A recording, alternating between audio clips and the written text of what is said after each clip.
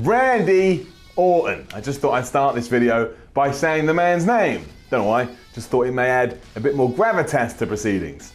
Probably didn't, moving on. Randy Orton, do you know what's interesting about him? If you're any kind of long-term fan, you've seen this man's career arc from start to finish, because if you've been watching, for a while, he's been around so long, so you've seen him develop as a performer. I think that's wonderful. Debuting way back in 2002, we have seen many faces of him, and as I've just said, we've seen him evolve into the Randy Orton we know today. And yeah, right now he's fine as the lovable, old school babyface veteran guy who has been around for a long time, like we've said, and it's wonderful, it's hunky-dory, it's glorious like ice cream on a Sunday morning. But that's not where he's at his best, so let's forget about that, let's stop mucking around, and let's turn the Viper heel. Why?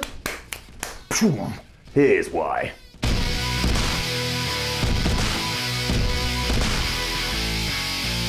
Now I know there's a lot of back and forth discussion, e.g. shouting on the internet, about Randy Orton's in-ring style and if he, quote unquote, plays it too safe, but that's not what we're going to get into today. We'll leave that for another time. Personally, Randy Orton is a bit like Cool Hand Luke to me, because he makes everything he does look so effortless. Like, pro wrestling is really hard. Genuinely, when you start to learn it, it is a really difficult thing to try and get your head around, but he makes it look so easy and again, so effortless. And that makes me hate him on some level, because he's clearly a natural, but given all of that, I don't know why we don't all just respect the hell out of him and realize what a damn good in-ring worker he really is. That's probably why he doesn't get as much credit as he deserves, to be honest. He's so good, it looks like he's not even trying, and that, my friends, is skill. Skill right there in your face, blinding your eyes, making your nose shatter into a million pieces. And sure, from time to time he may have been able to have more exciting bouts should he have chosen to, but I don't care. This man was born to be a pro wrestler, and I respect the hell out of that. Makes me feel things in my stomach. When it comes to Orton's character, however, well, that's a different story entirely.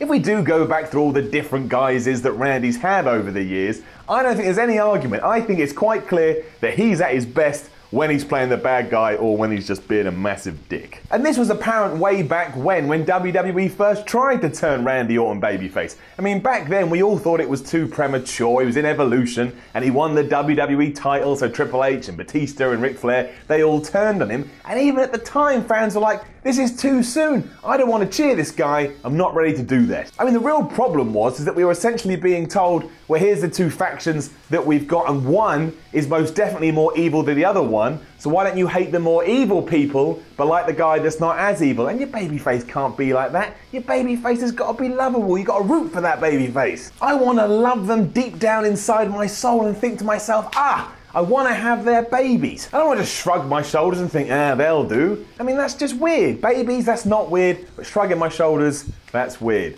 Got that bit back to front there, haven't I? But it doesn't matter, because look over there. As well as just pulling the trigger too early though, it was also pretty much a good eye-opener into where Orton is best. That's what we're going to get into right now. I don't mind Randy as a face, it doesn't offend me or anything like that, and he plays the character fine, but actively going against that, especially as he gets later into his career and his years lessen and lessen, well, that seems mad to me. If you know this man is really good at something, let's have him do the good thing. And there will come a point, and we may actually be there already, where everyone will just cheer Orton regardless because of who he is. His tenure would have built up to such a degree that we just love him and we just respect him because of everything he's given to the business there. And from that point on, you can't do anything about it. He's just an old welcome back legend who we all want to cheer, we all want to go, "Wee, look, it's amazing to see you because you've been around for so long." So before we get there, and again, we may already be there, let's not muck around. So before then, let's give Randy one last big heel run, because one, it would just work better anyway,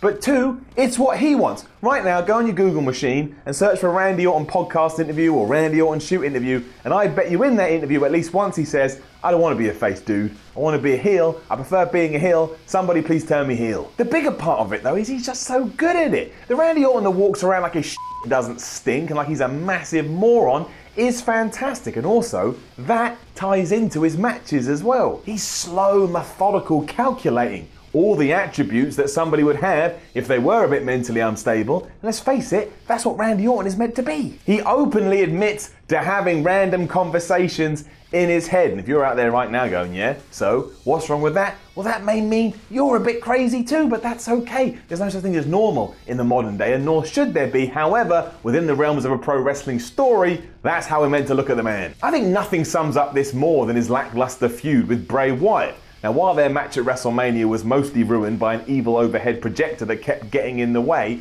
I also think it came down to how WWE defined both men's roles. Straight off the bat, Orton seemed more comfortable when he was part of the Wyatt family, and as soon as he got out of that, he acted like the most non-babyface person on the entire planet. He burned down somebody's house, for goodness sake, and I know WWE tried to justify it and it was kind of cool, but I really do think the only reason it didn't flop and flop hard is because of the way Orton held himself throughout all this. He knows how to act like a douchebag, so he didn't give two craps that he had just set fire to somebody else's property. I mean, you and I wouldn't work like that, but he does work like that, so he was able to pull it off. I guess the real issue here is the current face dynamic balance situation on SmackDown, but there's always options. I mean, take Randy Orton's recent feud with Rusev. I know this sounds crazy, but I actually would have liked to have seen flipped around. And I know Rusev, the Bulgarian, as the good guy, doesn't seem to make any sense, but listen to the fans. Look at the fans. It certainly feels like they've been wanting to cheer him for a while. Then there's the like of AJ Styles, and how I would love to see AJ Styles as the wonderful babyface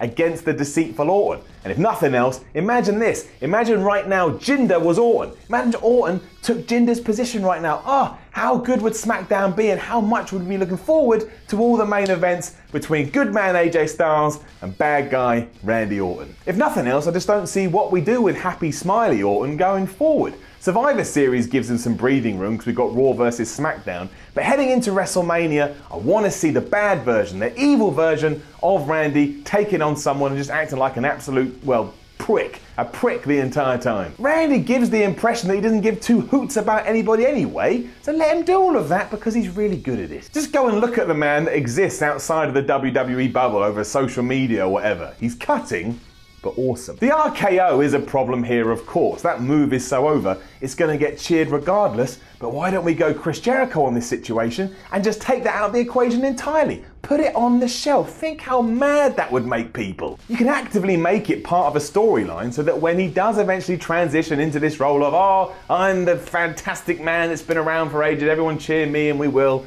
because we respect you, he can bring that move back and then everyone's going to love him and be happy again once the Randy Knockout returns to our screens. And that is the name of that move. The name of that move is the Randy Knockout.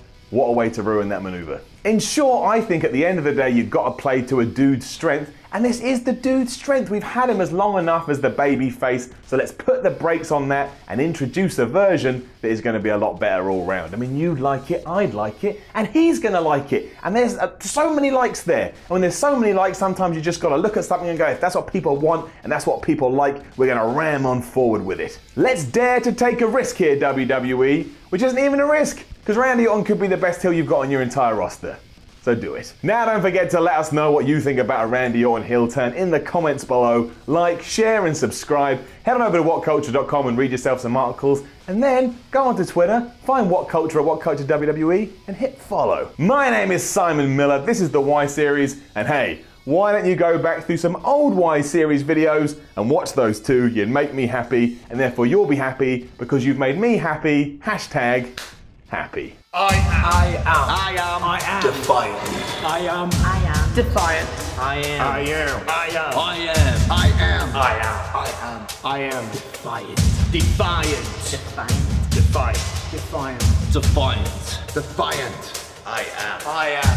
defiant. I am defiant. I am the villain. We